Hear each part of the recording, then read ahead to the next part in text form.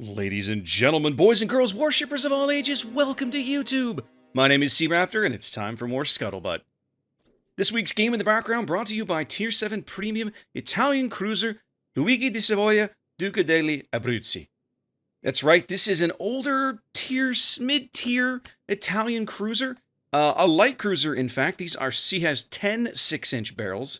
And this is actually a really fun ship to play. I constantly felt like Abruzzi was a little underrated. She has fabulous handling, a really narrow profile, and when you combine those two with her rudder shift and her speed, she is among the fastest Tier 7 cruisers with a base speed of 35 knots. She can be really dodgy.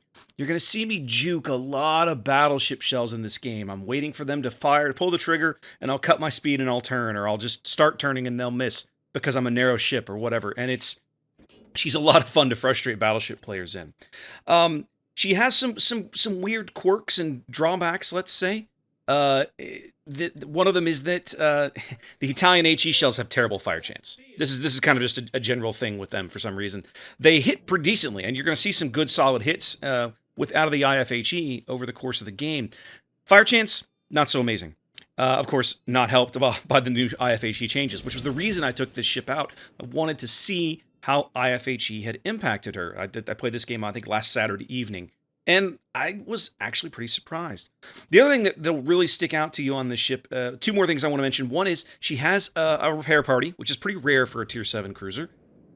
But the other is that she does have defensive fire. Unfortunately, her base AA is just a few points above being the bottom of the able AA for this tier.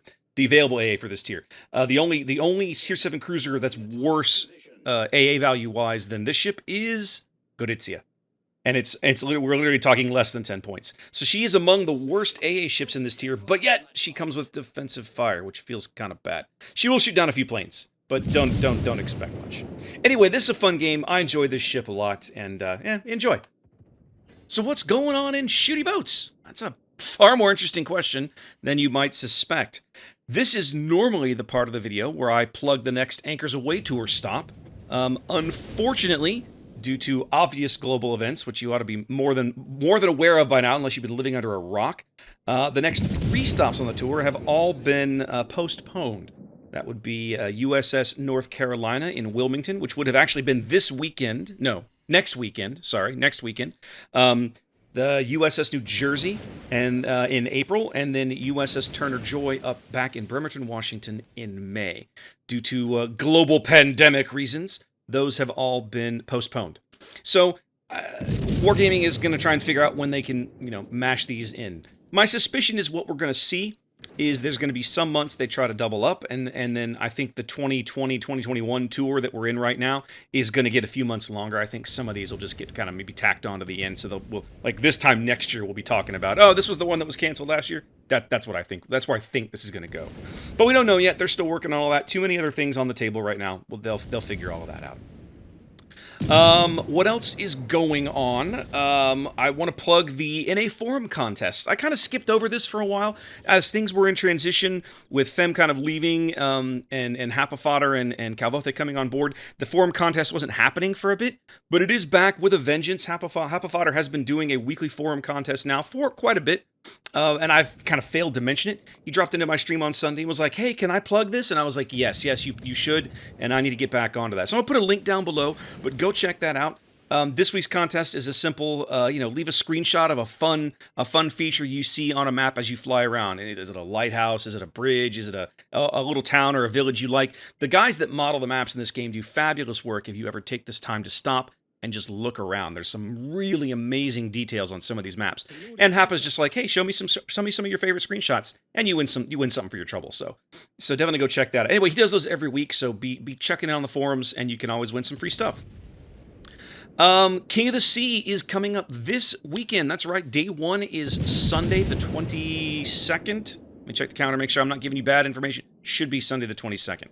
Yes, Sunday the 22nd, starting here on 3 p.m. Eastern here on NA. The EU guys, their schedule is changing a bit. They're still playing on this weekend, but they're starting a little earlier. I think they start on Sunday as well. Don't quote me. I won't pretend that I know the EU schedule. But I know that they are having to move up their start time due to, get this, server loads. Now, I thought this was fascinating because EU server loads have been way up because, why? Everybody's, locked down, trapped at home, told to stay home, whatever. So we're seeing big population spikes in the game at a time of year that ordinarily populations are kind of backing off a little bit. The weather's getting nicer, we're getting longer days, people are going outside, and we're not seeing that right now because the exact opposite is happening. Everybody's told, stay home, you're trapped indoors, don't go see people, blah, blah, blah, blah, blah. So server loads on EU are high enough that they've had to adjust their start times. Now, we're told that right now, is based on the data they're seeing on NA and Asia, this won't be a problem. So I think we're going to be fine with our start time. So again, 3 p.m. Eastern on Sunday. But I thought it was interesting to note that they can visibly see the difference with everybody being told to stay home. More people are playing computer games. Presumably more people are playing on their consoles and whatever else. So I thought that was interesting. But yes, King of the Sea is here. I've got the new round of map intro videos is nearly complete. Conway's been sharing those with me as they come through. You guys are going to like these a lot. I'm really proud of how they've come out. They're not just all me. In fact, I only did the voice for one. We had to make 9 videos because the map rotation is not the same between EU and NA. So we have 9 map intro videos. I only did one of them, and I recruited a bunch of people from both sides of the Atlantic to do the various voiceovers for the other videos. So I'm looking forward to you guys checking these out. We had a lot of fun doing them. The video team in St. Pete did a fabulous job knocking these together. They volunteered to do that for us this time, and the end result is noteworthy and awesome. So I can't wait to show those to you guys. What else is going on that's kind of been worth talking about lately? There was a big kerfluffle a few days ago. They made a modification to how they're going to allow community contributors access to test ships going forward. When I first joined the program, the way this worked, actually, was it when I first joined the program? Yeah. When I first joined the program, the way this worked was super testers got ships first. And they were the only ones to get the first iterations of ships on live server. So usually that lasted a full patch.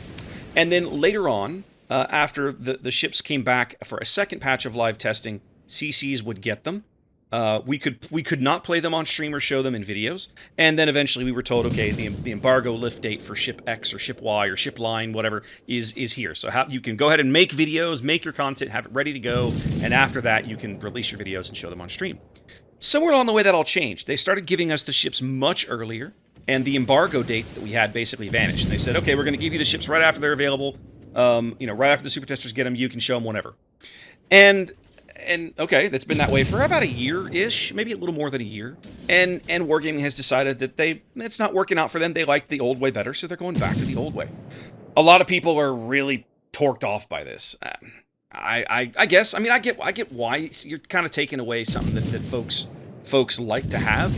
But I mean, the program used to work this way, and as somebody who appreciates the need to be able to do testing and tweaking without the entire community standing over your shoulder, staring intently at what you're doing, like, who wants to sit at their desk every day and have someone stare over their shoulder at every little thing that you do? That's what's happening when we're testing these first iterations, or I guess technically second iteration ships on a live server, right? The entire community is watching us test these ships. Sometimes things don't work. Sometimes they need to be changed. Sometimes the guns reload too quick, or the ship's detection is too good, or whatever. We saw this with the U-destroyers. We just went through this with the U-destroyers. So all of that's going to come to a bit of a halt, and I think it makes sense, right? These guys, the dev team needs the ability to be able to test without the entire world looking over their shoulders. Like, I don't see that as a big deal. They had that for 3 years. They gave it up, and now they want it back. Makes total sense to me. But some folks are unhappy, and I understand why they're unhappy. But I feel like that, I mean, at the end of the day, this is we're playing with Wargaming's toys. If they want to change the rules, that's on them. They get to do that. So there you go. But that change is coming. You'll see fewer test ships way early than we have starting by summer, right? We've got the first iteration of these Russian cruisers right now that are kind of coming, and so you'll see some of that content floating around the channel and the streams and everything.